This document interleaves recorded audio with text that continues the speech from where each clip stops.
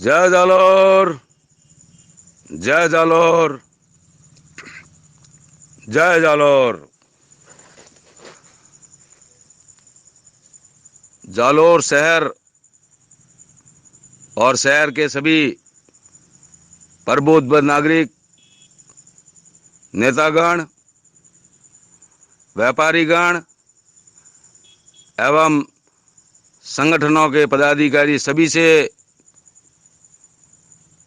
अनुरोध करना चाहूँगा, निवेदन करना चाहूँगा कि जालोर शहर के साथ टोल को लेकर दो धारणाएं क्यों हैं। क्यों जालोर शहर के लोगों के साथ सौतेला व्यवहार किया जा रहा है? क्या यह विचारणीय बिंदु नहीं है?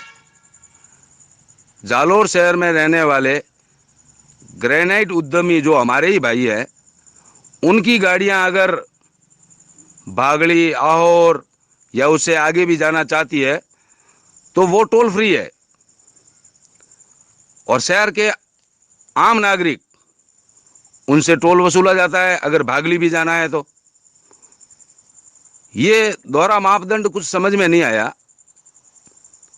शायद जब टोल लगा, टोल का निर्माण हुआ और उसके लिए जब लोगों ने संघर्ष किया तो शायद शहर के नेतृत्व की कमी थी, लेकिन उस समय हमारे एमएलए थे रामलाल जी मेघवाल, नरेंद्र बालूजी अग्रवाल ग्रेनाइट एसोसिएशन की तरफ से थे। उस समय टोल को लेकर माथापच्ची शुरू हुई, भागली वाले टोल को लेकर। तब ग्रेनाइट एसोसिएशन ने धरना दिया, रामलाल जी भी धरने पर बैठे थे। फिर शायद आका का फोन आ गया तो वो उठ गए थे। उसके बाद में उन्होंने समझौता किया कि ग्रेनाइट एसोसिएशन की जितनी भी प्राइवेट गाड़ियां हैं वो भागली टोल नाके से आने और जाने पर टोल वसूला नहीं जाएगा, चाहे वो जालोर शहर से आए या कहीं से भी आए। और जालोर के आम आदमी, व्यापारी, अमूमन व्यापारी जो अगर सांकरना भी जाना चाहे तो टोल लगता है, भागड़ी जाना चाहे तो टोल लगता है। व्यापार आदि के लिए भी व्यापारियों को बागरा तक भी, और तक भी जाना पड़ता है। ऐसे में उनसे टोल वसूलना क्या न्याय संगत है? न्याय संगत नहीं है। हम जालोर शहरवासी भुगत रहे हैं, न जाने क्यों भुगत रहे हैं, ये समझ के बाहर की बात है। हम या तो अपने लिए लड़ना ही नहीं चाहते।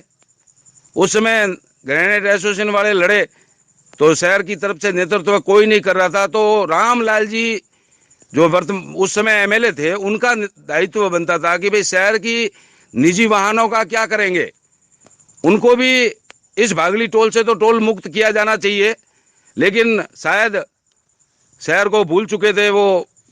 उस समय ग्रेनाइट एसोसिएशन का दबदबा भारी था, उद्यमी लोग थे, शहर का नेतृत्व करने वाला कोई नहीं था। लेकिन अब हम उन रामलाल जी से पुनः निवेदन करना चाहेंगे कि आप पुनः हमारा शहर का नेतृत्व करें। हमारे वर्तमान एमएलए साहब माननीय जोगेश्वर जी भाई साहब, आप को भी मेरे आवाज उठाने की जरूरत ही नहीं पड़ती। मैं क्यों आवाज उठाऊं जब हमारे ऐसे तेजस्वी, ओजस्वी विधायक महोदय यहाँ विराजमान है। लेकिन साल से 2 साल से देख ही रहे हैं, किसी ने ये मामला उठाया ही नहीं है, और उठाना भी नहीं चाहते। क्या कारण है? किस बात का डर है?